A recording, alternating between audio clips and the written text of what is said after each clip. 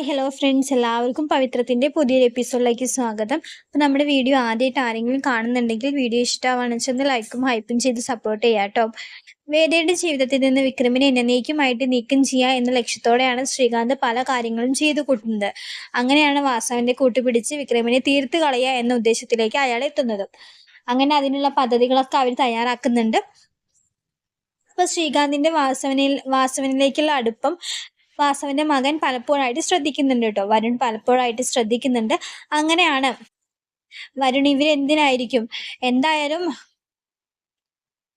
ശ്രീകാന്തിന്റെ അനിയത്തിയുടെ കാര്യം പറയാൻ വേണ്ടിയിട്ടായിരിക്കില്ല, വേറെന്തെങ്കിലും ഉദ്ദേശത്തോടെ കൂടി ആയിരിക്കും. വേറെ എന്തോ ഒരു ദുരുദ്ദേശം ഇവരുടെ മനസ്സിലുണ്ടെന്ന് അവന് പലവട്ടമായിട്ട് തോന്നിയിട്ടുണ്ടായിട്ട്.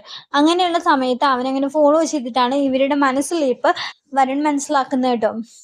വിക്രമിനെ എന്നേക്കുമായിട്ട് ഇല്ലാതാക്കുക എന്നുള്ള ഒറ്റ ഉദ്ദേശമാണ് ശ്രീകാന്തിനുള്ളൂ. അല്ലാണ്ട് ആ ഒരു ഉദ്ദേശം വെച്ചിട്ടാണ് തൻ്റെ അച്ഛൻ്റെ കൂടെ ശ്രീകാന്ത് കൂട്ടുകൂടുന്നതും. ഈ ഉദ്ദേശം നടന്നു കഴിഞ്ഞാൽ അച്ഛൻ MLA ആയിക്കഴിഞ്ഞാൽ തനിക്ക് അയാളുടെ പെങ്ങളെ കെട്ടിച്ചു തരാം എന്നുള്ളൊരു വാഗ്ദാനം കൂടി അയാൾ അച്ഛൻ്റെ മുന്നിലേക്ക് നീട്ടി വെച്ചിട്ടുണ്ട്.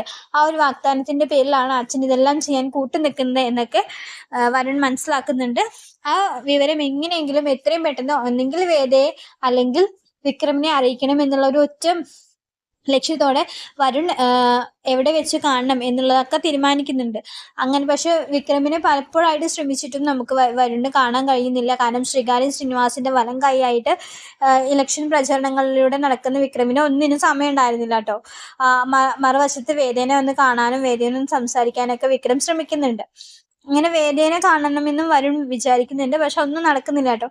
അങ്ങനെ വിക്രമും വാസവന്റെ ആൾക്കാരുമായിട്ടുള്ള ഫൈറ്റ് സീനൊക്കെ ആ ഒരു സിറ്റുവേഷനൊക്കെ എത്തുകയാണ് കേട്ടോ. ഒരു ദിവസം രാത്രി ഇവര് പോസ്റ്ററുകളും ഇതൊക്കെ ഒട്ടിക്കുന്ന ആ സമയത്ത് ചെറിയൊരു വാക്ക് തർക്കം ഉണ്ടാവുകയാണ്. രണ്ടു കൂട്ടരുടെയും പാർട്ടിക്കാരിൽ പ്രവർത്തകർ തമ്മിൽ ചെറിയൊരു വാക്ക് തർക്കം ഉണ്ടാവുന്നുണ്ട്. ആ വാക്ക് തർക്കം പിന്നീട് വഷളാവുന്നുണ്ട് കേട്ടോ.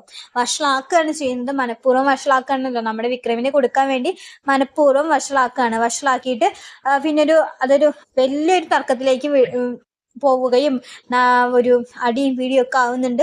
അതിൻ്റെ ഇടയിലേക്ക് ഗുണ്ടകൾ കയറി വരുന്നു, വിക്രമിനെ ആക്രമിക്കാൻ ശ്രമിക്കുന്നുണ്ട്. വിക്രം തിരിച്ചു ആക്രമിക്കുന്നുണ്ട്. പലർക്കും പരിക്കുകൾ ഏൽക്കുന്നുണ്ട്. വിക്രം ഒരാളെ ചേസ് ചെയ്ത് പിടിക്കാൻ നോക്കുന്നൊക്കെ ഉണ്ട്. അതിൻ്റെ ഇടയിലേക്കാണ് നമ്മുടെ വരുൺ കയറി വരിക കേട്ടോ, വിക്രമിനോട് കാര്യങ്ങൾ അവതരിപ്പിക്കാൻ വേണ്ടി. അതിൻ്റെ ഇടയിലേക്ക് നമ്മുടെ വരുൺ കയറി വരുന്നുണ്ട്. അബദ്ധവശാൽ വരുണിന് പരിക്കുകൾ ഏൽക്കുന്നുണ്ട്. വരുണിന്റെ പരിക്ക് വളരെ ഗുരുതരായിരിക്കും കേട്ടോ. വരുണിന് ഏൽക്കുന്ന പരിക്ക് വളരെ ഗുരുതരായിരിക്കും.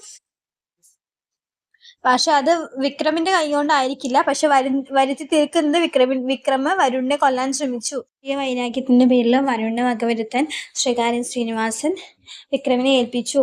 വിക്രം ഒരു രാഷ്ട്രീയ ഗുണ്ട ആയതുകൊണ്ട് തന്നെ വിക്രം അത് ചെയ്തു എന്ന തരത്തിലുള്ള കേസുകൾ പ്രചരിക്കുകയും വിക്രം പ്രതിയാവുകയും ചെയ്യുന്നുണ്ട് കേട്ടോ. ഇതിനു മുന്നേ വരുണിനെ ആക്രമിച്ച് ആവശ്യ നിലയിലാക്കിയ ആളാണ് വിക്രം എന്നുള്ളത് കൊണ്ട് തന്നെ വിക്രം തന്നെയാണ് കുറ്റവാളി എന്ന രീതിയിലേക്ക് ശ്രീകാന്ത് കേസിനെ മാറ്റിയെടുക്കുന്നുണ്ട്. അപ്പൊ അങ്ങനെയുള്ള സാഹചര്യത്തിൽ നമ്മുടെ വിക്രമിനെ രക്ഷിക്കാൻ വേണ്ടി നമ്മുടെ വേദ എത്തുന്നുണ്ട്. വേദ തന്നെ ആയിരിക്കും വിക്രമിനെ ആ കേസിൽ നിന്ന് രക്ഷിക്കാട്ടോ. വേദയ്ക്ക് അറിയാം സത്യങ്ങളൊക്കെ. അപ്പൊ ഇങ്ങനെ വിക്രത്തിന്റെ കൂടെയുള്ള ജോസഫ് എന്ന് പറയുന്ന ആള് വേദനെ വിളിച്ച് കാര്യങ്ങൾ പറയുമ്പോൾ വേദ പറയുന്നുണ്ട്, എങ്ങനെയെങ്കിലും വിക്രമിനെ എത്രയും പെട്ടെന്ന് എൻ്റെ അടുത്ത് എത്തിക്കണം എന്ന് പറയുന്നുണ്ട് കേട്ടോ. വിക്രമിനെ സംരക്ഷിക്കാൻ വേണ്ടി വേദ ഏത് അറ്റം വരെയും പോകുന്നുണ്ട്. അങ്ങനെ ശ്രീകാന്ത് അറിയാതെ തന്നെ, ശ്രീകാന്ത് എന്നല്ല ആരും അറിയാതെ തന്നെ വേദ വിക്രമിനെ ഒളിപ്പിക്കുന്നുണ്ട്. വിക്രമിന് വേണ്ടി കേസ് വാദിക്കുന്നതൊക്കെ വേദയായിരിക്കും കേട്ടോ. അപ്പൊ വേദയുടെ വീട്ടിൽ തന്നെ ആരും അറിയാതെ വിക്രത്തിന്റെ വേദ സുരക്ഷിതമായിട്ട് പാർപ്പിച്ചിട്ടുണ്ടായിരിക്കും. അപ്പൊ അതിൻ്റെ ഇടയിൽ അത്രയും ദിവസം വിക്രമിന് ജാമ്യം കിട്ടുന്നവരെ വേദ വിക്രത്തിനെ സുരക്ഷിതമായിട്ട് ആ വീടിനുള്ളിൽ തന്നെ പാർപ്പിക്കുന്നുണ്ട്. അതിൻ്റെ ഇടയിൽ അവരുടെ ചെറിയ ചെറിയ കുട്ടി റൊമാൻസ് ഒക്കെ കാണിക്കുന്നുണ്ട്. പിന്നെ വേദ കാര്യങ്ങളൊക്കെ വിക്രമിനോട് തുറന്നു പറയുന്നുണ്ട്. ഇങ്ങനെ ഒരു സിറ്റുവേഷൻ വന്നപ്പോഴാണ് എനിക്ക് ആ വീട്ടിൽ നിന്ന് ഇറങ്ങി പോരേണ്ടി വന്നത്. പക്ഷെ ഇനി ഞാൻ തിരിച്ച് ആ വീട്ടിലേക്ക് വരുന്നുണ്ടെങ്കിൽ അത് ശ്രീയേട്ടന്റെ മുഖം മൂടി ആ ആട്ടിൻതോലണിഞ്ഞ ചെന്നായുടെ തനി സ്വരൂപം ഈ വീട്ടിലെല്ലാവരെയും ബോധ്യപ്പെടുത്തിയതിനു ശേഷം മാത്രമാണ് ഞാൻ ഈ വീട് വിട്ട് ഇറങ്ങുള്ളൂ.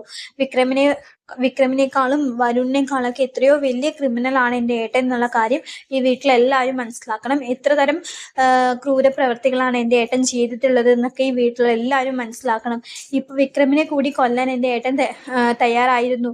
ആ കാര്യം അറിയിക്കുമെന്ന വരുണിന് അബദ്ധവശാൽ ആ അപകടം സംഭവിക്കുന്നു. അതും വിക്രമിന്റെ തലയിൽ കെട്ടിവെക്കാൻ എൻ്റെ ഏട്ടൻ ശ്രമിച്ചിട്ടുള്ള കാര്യങ്ങളൊക്കെ ഈ വീട്ടിലെല്ലാവരും അറിയണം.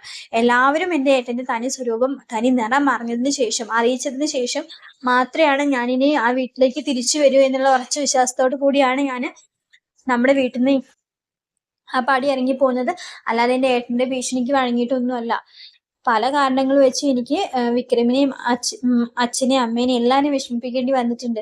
പക്ഷെ അതൊക്കെ നല്ലൊരു കാര്യത്തിന് വേണ്ടിയിട്ടാണെന്നുള്ള ഉറച്ച വിശ്വാസം ഉണ്ടായിരുന്നു. ഇത്രയും ദിവസം വിക്രമിനെ പിരിഞ്ഞ് ഞാൻ എങ്ങനെ ജീവിച്ചത് പോലും എനിക്ക് അറിയില്ല എന്നൊക്കെ വേറെ തുറന്ന് പറയുന്നുണ്ട് കേട്ടോ. അത് വിക്രമിനും സന്തോഷമുള്ള കാര്യങ്ങളാണ്. ശ്രീകാന്തിന്റെ തനിനിറം വീട്ടിലെല്ലാവരും അറിയണമെന്ന് വിക്രമിനും ഒരുപാട് ആഗ്രഹമുണ്ട് കേട്ടോ. അങ്ങനെ പിന്നീട് വിക്രമിന്റെ കേസ് വരുന്നുണ്ട്. വിക്രമല്ല കുറ്റവാളി എന്നുള്ള വേദ തെളിയിക്കുന്നുണ്ട്. ശ്രീകാന്തിന്റെ തനി സ്വരൂപം വീട്ടിലെല്ലാവരും വേദ ബോധിപ്പിക്കുന്ന എപ്പിസോഡ്സ് ഒക്കെ വരുന്നുണ്ട് കേട്ടോ. എന്തിനായിരുന്നു വിക്രം ഇങ്ങനെയൊക്കെ ചെയ്തു, വിക്രമിനെ കൊല്ലാൻ വരെ ശ്രീകാന്ത് ശ്രമിച്ചതെന്നുള്ളൊക്കെ ചോദ്യം ചെയ്യലുകളൊക്കെ പിന്നീട് വരുന്നുണ്ട്. ശ്രീകാന്തിന്റെ അച്ഛൻ പൊതിരെ തല്ലുന്നുണ്ട്. ഇത്രയും ക്രൂരമായ പ്രവൃത്തികൾ ചെയ്യാൻ നിനക്ക് എങ്ങനെ സാധിച്ചു എന്നൊക്കെ ചോദിക്കുന്നുണ്ട് കേട്ടോ.